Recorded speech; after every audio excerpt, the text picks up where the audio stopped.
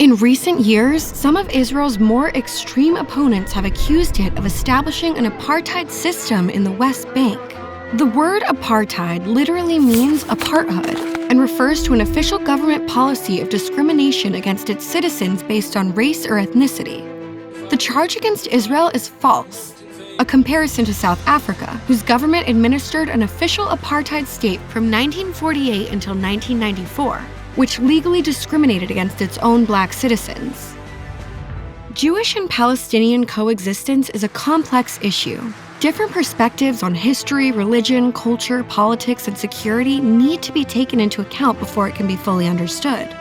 With all these layers, how has propaganda from those looking to delegitimize Israel as an apartheid state become part of the conversation?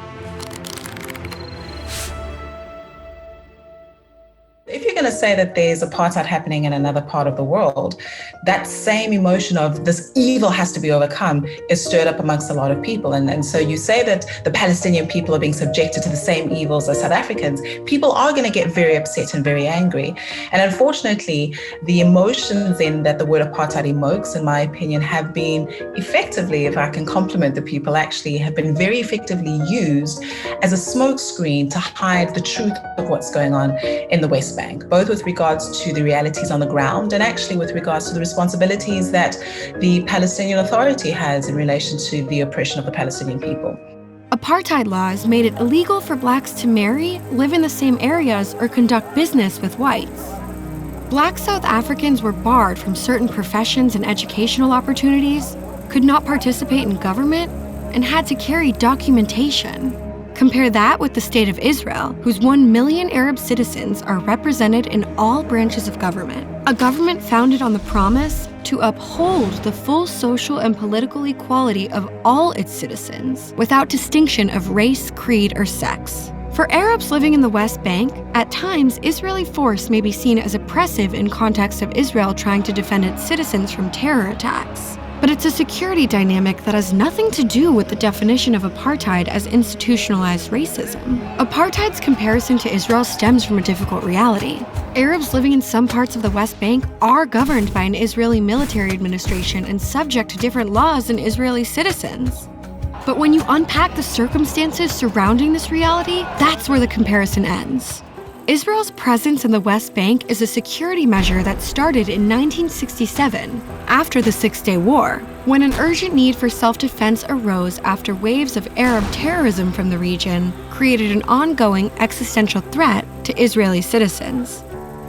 Arab terrorism against Jews had been a reality since 1920, but until the Six-Day War, Jordan's occupation of the West Bank made Israeli security there impossible. After 1967, the scale and frequency of attacks continued to grow. In an attempt to end a Palestinian uprising, known as the First Intifada, the Oslo Accords, a set of agreements made from 1993 to 1995 between Israel and the Palestinian Liberation Organization, gave Palestinian Arabs control over a significant portion of the West Bank under a newly formed Palestinian government, the Palestinian Authority. While there was a renewed hope among Israelis and Arabs that the Accords would usher in a definitive peace process, the negotiations fell apart and instead triggered the deadliest wave of terror Israel had ever seen, known as the Second Intifada in 2000.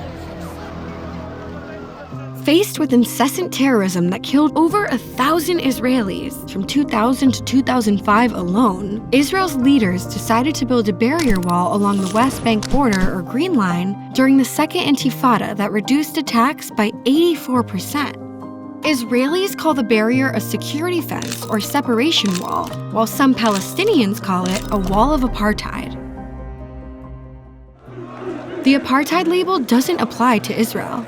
Also, because the relationship of Black South Africans to their government was fundamentally different than the relationship Palestinian Arabs have with Israel's government.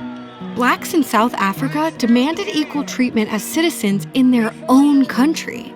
As a result of the Oslo Accords, Palestinians largely govern themselves and vote to elect leaders of the Palestinian Authority government.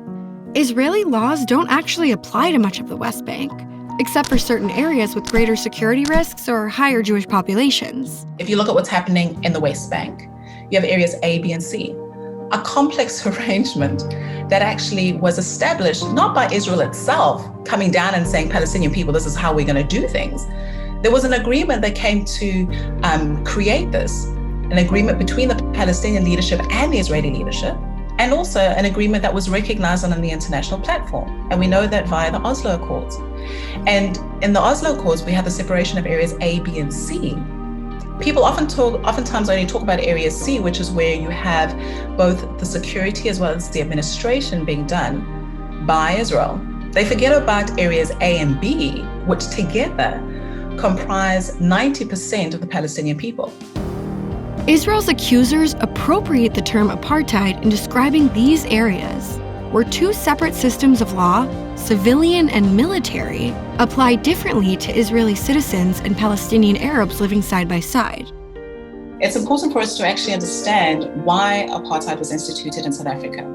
And one of the founding reasons was the fact that Black South Africans, we weren't deemed to be as equal as white people from a superiority perspective. So if I am to play with it, when God created South Africans, when God created man, he spent a lot more time with white people than he did with Black people. As apartheid is defined by racial injustice, its claim on Israel, that baffles most Israelis, is fed by a misconception that the country is an outpost of white European Jews who support discriminatory policies against an indigenous minority, Arabs.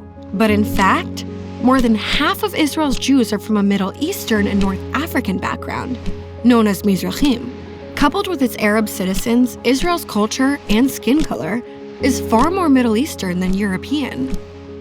In our final episode, we'll take a closer look at the diversity of race and wide array of ethnic groups, nationalities, religious communities, political freedoms, and social viewpoints that combine to form the salad bowl of Israeli society.